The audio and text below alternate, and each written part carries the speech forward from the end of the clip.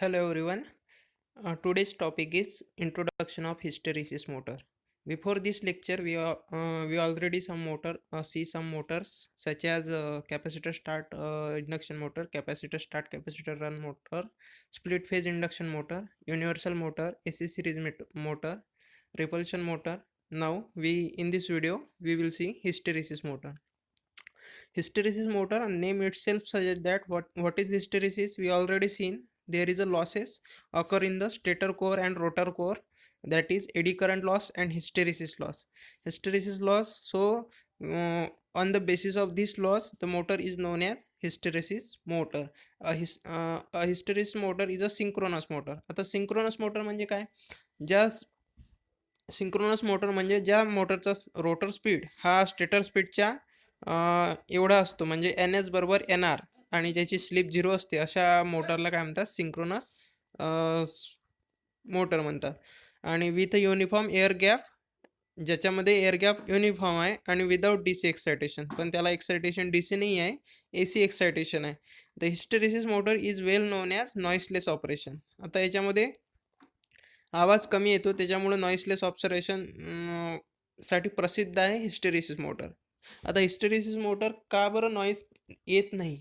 तर त्याच्यासाठी त्यामध्ये आहे कॉन्स्टंट टॉर्क. मेन कारण आहे कॉन्स्टंट टॉर्क, त्यामुळे hysteresis motor is well known as noiseless operation. It is single phase motor. आता आपण कोणत्या मोटर बघत आहे? Second unit single phase motor whose operation depend upon the hysteresis effect. या मोटरचा ऑपरेशन हिस्टेरेसिस इफेक्टवर डिपेंड आहे. दॅट मीन्स आता हिस्टेरेसिस म्हणजे काय? Magnetisation produce in the ferromagnetic materials. Magnetisation produce in the ferromagnetic material lags behind the magnetising force.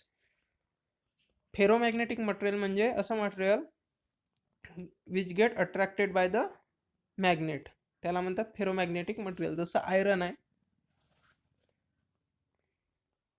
Cobalt आहे, हे आहे फेरोमॅग्नेटिक मटेरियल. आता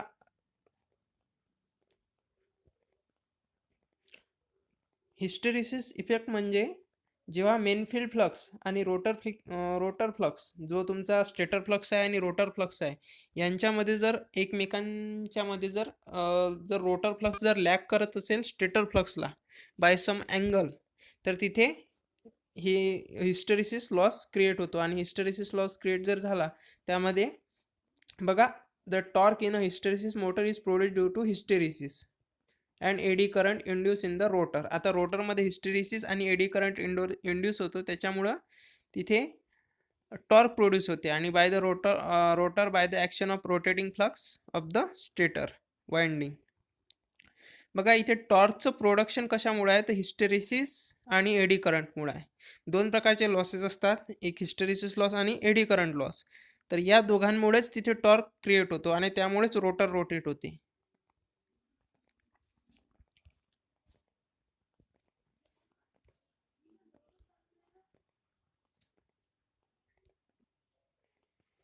हे आहे कन्स्ट्रक्शनल डिटेलमध्ये बघा.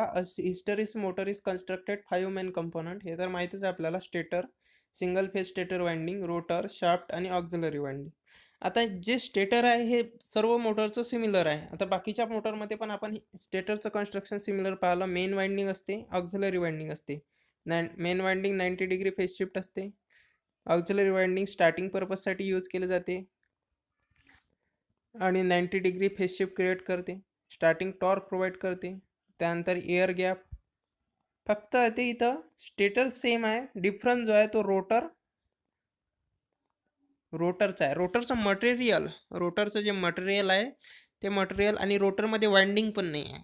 हे एकमेव अशी मोटर आहे ज्यामध्ये रोटरमध्ये कसल्याही प्रकारचे स्लॉट नाही आहे आणि कसल्याही प्रकारची वाइंडिंग नाही आहे. रोटर जे बनलेलं आहे ते पूर्णतः एक सिलेंड्रिकल स्ट्रक्चरने बनलेलं आहे. त्याच्या कवरिंग जे राहते रोटरची, ते असते तुमची हिस्टेरेसिस रिंग. आता हिस्टेरेसिस रिंग बघा, या फिगरमध्ये तुम्हाला हिस्टेरेसिस रिंग दिसेल. हिस्टेरेसिस रिंग हे कवरिंग आहे आणि रोटरचं आउटर कवरिंग जे हार्ड स्टीलनं बनलेलं असते, हार्ड फेरोमॅग्नेटिक मटेरियल. आणि त्याच्या आतमध्ये त्या हिस्टेरिसिस रिंगच्या आतमध्ये नॉन मॅग्नेटिक मटेरियल असते, जसं ॲल्युमिनियम. तर ॲल्युमिनियम बघा इथे ॲल्युमिनियम आर्मर. मेन पार्ट झाले stator, single phase stator winding, rotor, shaft आणि ऑक्झिलरी वाइंडिंग. आता two important component of hysteresis motor हा स्टेटर आणि रोटर. स्टेटर कशाने बनला आहे? The stator slot. आता बघा, stator slot consist of 2 winding असतात स्टेटरमध्ये, जसं बाकीच्या मोटरमध्ये पाहिलं मेन वाइंडिंग आणि auxiliary winding. This two winding generate rotating magnetic field. आता हे RMF क्रिएट करासाठी असतात सिंगल फेज सप्लायमुळे. This type of construction is called as split phase construction. आता स्प्लिट फेज कन्स्ट्रक्शन आपण स्प्लिट फेज इंडक्शन मोटरमध्ये बघितलं. तिथे AC सप्लाय राहतो, त्यानंतर मेन वाइंडिंग राहते आणि नंतर तुमची ऑक्झिलरी वाइंडिंग राहते. ही मेन आणि ही ऑक्झिलरी. अशा प्रकारे हा तुमचा AC सप्लाय इथे 2 टर्मिनलमध्ये AC सप्लाय दिला जातो. If the operation of hysteresis motor depend upon the effect of shaded pole, it is called shaded pole hysteresis motor. जर तिथे पोल शेडिंग जर केलं असेल एखाद्या मोटरमध्ये, तर त्याला शेडेड पोल हिस्टेरिसिस मोटर म्हणतात. आपण शेडेड पोल ऑपरेशन पण शेडेड पोल मोटरमध्ये बघितलं आहे. रोटर, आता बघू रोटर. आता हे रोटरची विशेषता आहे. स्टेटर तर आपण मागच्या याच्यामध्ये पाहिलं, पण आता रोटर नेमकी काय विशेष आहे? The rotor is made up of chrome steel. जे मटेरियल आहे ते महत्त्वाचं आहे. क्रोम स्टीलनं बनलं आहे. Alnico type hard material. It does not consist any winding. हा पॉईंट आणखी महत्त्वाचा. रोटरमध्ये कसल्याही प्रकारची वाइंडिंग नाही आहे. Its hysteresis loop area must be high in order to high hysteresis loss. जो लूप एरिया आहे मोटरचा तो खूप जास्त आहे, जेणेकरून खूप जास्त प्रमाणात हिस्टेरिसिस लॉस क्रिएट झाला पाहिजे. कारण की मोटर जर रन व्हायचं असेल तर हिस्टेरिसिस मोटरचं रनिंग हिस्टेरिसिसवर लॉसवर डिपेंड आहे. जितका जास्त हिस्टेरिसिस लॉस तितका जास्त मोटरचा स्पीड, आणि त्यामुळेच हिस्टेरिसिस लूप एरिया मस्ट बी जास्त असला पाहिजे. The rotor of the hysteresis motor is shown in the figure. आता बघू आपण रोटर. फिगर नंबर ए मध्ये पाहिला आपण. या फिगरमध्ये आपण रोटर पण बघितलं.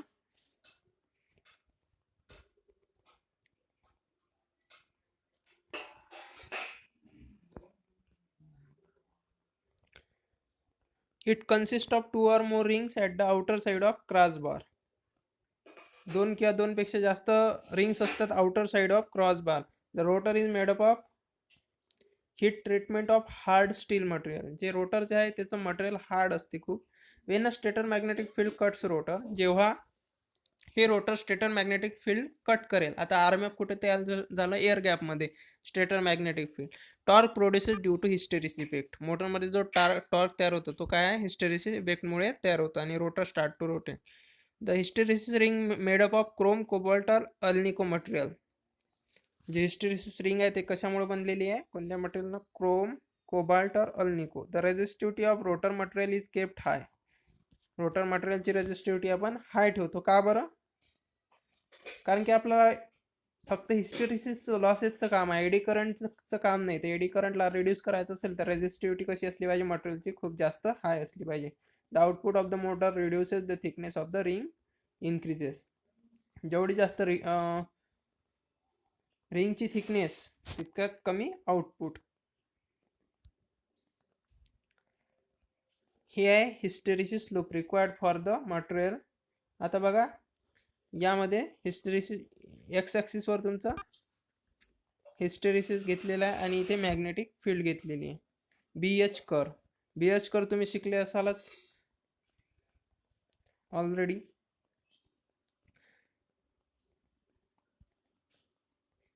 हिस्टेरिसिस या मोटरमध्ये हिस्टेरिसिस लॉस अशा प्रकारे क्रिएट होतो.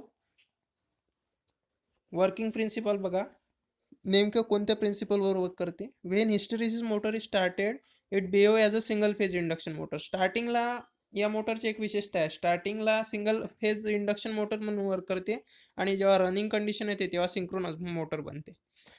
सिंक्रोनस मोटर म्हणजे स्लिप झिरो. कारण की NS बरोबर NR, तर NS minus NR upon NS काय? Zero. When stator is energized with single phase AC supply, it produces rotating magnetic field. हे तर माहित आहे आपला वर्किंग प्रिन्सिपल. द मेन आणि auxiliary both winding must be supplied continuously at the start as well as running condition. दोन्ही winding auxiliary आणि main winding हे starting condition आणि रनिंग कंडिशनमध्ये पण सर्किटमध्ये राहते. So as to maintain the rotating magnetic field, जेणेकरून रोटेटिंग मॅग्नेटिक फील्ड मेंटेन राहील. This field induces poles in the rotor. यामुळे या फील्डमुळे रोटरमध्ये पोल क्रिएट होता. The hysteresis phenomena is dominant for the rotor material chosen and due to which rotor pole axis lags behind the axis of rotating magnetic field. आता बघा हा महत्वाचा point आहे. Hysteresis phenomena is dominant for the rotor material chosen.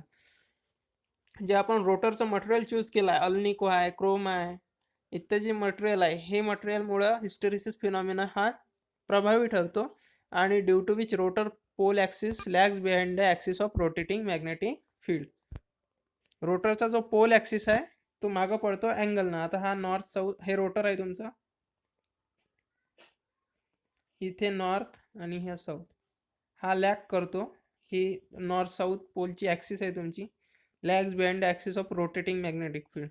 R M एफची जी axis आहे, R M एफची axis जर अशी असेल तर याच्या दोघांमध्ये एक अँगल क्रिएट होतो आणि या अँगलमुळेच मोटर रोटेट होते. Due to this rotor pole get attracted toward the moving stator poles. जसे ज्या डायरेक्शननं स्टेटर पोल्स मूव्ह होतात त्या डायरेक्शननं तुमचं रोटर पोल्स अट्रॅक्ट होणार. Thus the motor get subjected to torque called hysteresis torque.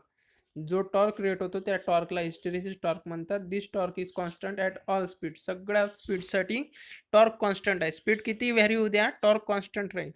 Wien the stator field axis move forward due to high retentivity, the rotor pole strength remain maintained. So higher the retentivity, higher the hysteresis torque. जितकी जास्त रिटेंटिव्हिटी राहील तितका जास्त hysteresis torque राहील. Initially rotor start rotating due to combine effect of hysteresis torque as well as torque due to eddy current. सुरुवातीला hysteresis आणि eddy करंटमुळे motor rotate व्हायला सुरुवात होते. आणि जेव्हा once the speed is near to synchronous speed, stator pull rotor into synchronism. आणि जेव्हा मोटर सिंक्रोनस मोटरमधून रन व्हायला लागते तेव्हा तिथे एडी करंट लॉस जो आहे तो कमी होऊन जातो आणि फक्त हिस्टेरिसिस लॉस राहतो. In such case relative motion between stator field and rotor vanishes, so the torque due to eddy current vanishes. बघा हा पॉईंट आलेला आहे इथं. ज्यावेळेस मोटर सिंक्रोनस स्पीडमध्ये रन होते तेव्हा हिस्टेरिसिस एडी करंट लॉस जो आहे तो कट होतो आणि फक्त मोटर जी आहे ती फक्त हिस्टेरिसिस टॉर्कवर डिपेंड राहते. Only hysteresis torque is present which keep rotor running at synchronous speed. आणि त्याच्यामुळेच मोटर जी आहे ती सिंक्रोनस स्पीडवर रन होते. The high retentivity ensure the continuous magnetic locking between stator and rotor. Stator आणि रोटर एकमेकांमध्ये लॉक होऊन जातात, ते मागे पुढे पडत नाही. Due to the principle of magnetic locking, the hysteresis motor either rotate at the synchronous speed or not at all. एकतर मोटर सिंक्रोनस स्पीडवर रन होईल, नाही तर रनच होणार नाही. अशा प्रकारे the mechanical power develop in the rotor. P M is, जो रोटरमध्ये मेकॅनिकल पॉवर डेव्हलप होतो तो आहे formula P M equals to 1/s divide by S. P M आहे हिस्टेरिसिस लॉस आणि एस काय स्लिप. टॉर्कचं इक्वेशन आहे the torque in the rotor hysteresis motor is produce due to hysteresis loss and eddy current loss. तर hysteresis loss is given by, hysteresis लॉसचा formula आहे K H B max चा power 1/6 आणि F R. F R तर माहिती आहे rotor frequency जे stator frequency आणि स्लिप इंटू सप्लाय फ्रिक्वेन्सीच्या मल्टिप्लिकेशन एवढी असते. एफ आर काय, rotor frequency, S stator frequency, F R rotor frequency, F stator frequency, S slip, B max maximum flux density, K H constant. Eddy current torque directly proportional to slip. आता slip जर 0 असेल तर eddy current torque काय होईल, 0. मग torque is directly eddy current torque is directly proportional to slip. मग आता जर जेव्हा सिंक्रोनस स्पीडवर स्लिप 0 राहते तेव्हा एडी करंट टॉर्क काय होईल, 0 होऊन जाईल. मग eddy current torque assist to start hysteresis motor. ही आहे torque speed characteristics. Constant torque आहे, स्पीड कितीही वाढू द्या, स्पीड खूप जास्त वाढत आहे तुमची पण तुमचा टॉर्क जो आहे तो कॉन्स्टंट आहे. The torque speed characteristics of hysteresis motor can be explained using following figure where x-axis represents torque and y-axis represents speed. Curve 1 is the ideal curve and curve 2 is the practical hysteresis motor curve. कर to जी दाखवलेली आहे dotted लाईनमध्ये ही practical आहे आणि कर जी आहे ही ideal आहे. The torque generated in this motor is approximately same. Constant torque म्हणजे नेहमी कोणत्याही स्पीडसाठी तुमच्या टॉर्कची व्हॅल्यू सेमच राहणार. The torque generated by the hysteresis motor at synchronous speed is constant. The rotor starting torque and pull-out torque are equal at this condition. Hence, motor operated noiselessly with constant speed. हे आहे त्याचं उत्तर. Motor नॉइसलेसली का बरं operate होते? कारण की starting torque आणि पुल आउट टॉर्क दोन्ही इक्वल आहे, त्यामुळे ही मोटर नॉइसलेस ऑपरेशन होते. ॲप्लिकेशन बघा. नो मेकॅनिकल ॲडव्हान्टेजेस आहे, डिसॲडव्हान्टेज आणि ॲप्लिकेशन. ॲडव्हान्टेजेसमध्ये बघा, नो मेकॅनिकल व्हायब्रेशन, व्हायब्रेट होत नाही motor due to absence of teeth आणि winding in the rotor. Noiseless operation, multi speed operation possible due to gear train. डिसॲडव्हान्टेजमध्ये बघा, इफिशियन्सी कमी आहे, लो पॉवर फॅक्टर आहे, लो टॉर्क आहे. The output of the hysteresis motor is one of the fourth that of induction motor of same size. 1/4 असते output induction मोटरच्या कंपॅरिझनमध्ये. Output कमी राहते, डिसॲडव्हान्टेज आहे याचा. Application, good quality record player. आता हे नॉइसलेस ऑपरेशन आहे त्याच्यामुळं रेकॉर्ड प्लेअरमध्ये वापरली जाते. Instrument which are use for sound generating, ज्याच्यामध्ये आवाज क्रिएट करायचा असतो. साऊंड रेकॉर्डिंग इन्स्ट्रुमेंट, कारण की नॉईस नाही आहे इथं. इलेक्ट्रिकल क्लॉक, टेलीप्रिंटर आणि टायमिंग डिव्हायसेस. तर हे सर्व आहे हिस्टेरिसिस मोटरबद्दल. अतिशय इम्पॉर्टंट मोटर आहे हिस्टेरिसिस मोटर.